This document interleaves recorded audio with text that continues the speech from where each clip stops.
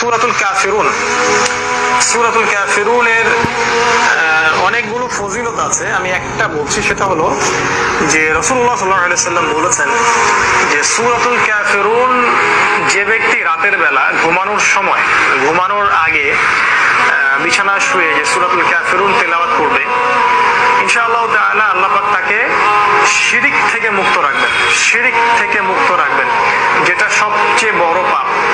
যেই পাপটা আমলনামায় থাকা অবস্থায় যদি আল্লাহ না করুক কারো মৃত্যু হয়ে যায়, তাহলে এবং তওবা সে না করে, তাহলে তার জাহান্নামে যাওয়ার পসিবিলিটি খুবই বেশি থাকবে। তো এই সবচেয়ে বড় যে জুলমুন আযীম, সবচেয়ে বড় পাপ, এইটা থেকে বাঁচার জন্য আল্লাহর রাসূল সাল্লাল্লাহু আলাইহি ওয়াসাল্লাম আমাদের সূরাতুল কাফিরুনকে প্রতি রাতে ঘুমানোর সময় তিলাওয়াত করার একটা আদেশ দিয়েছেন, সুন্নাহ। এটা আমরা যদি প্র্যাকটিস করি, ইনশাআল্লাহ আল্লাহ পাক আমাদের হৃদয় থেকে শিরিক দূর করে দিবেন এবং শিরিকটা বোঝার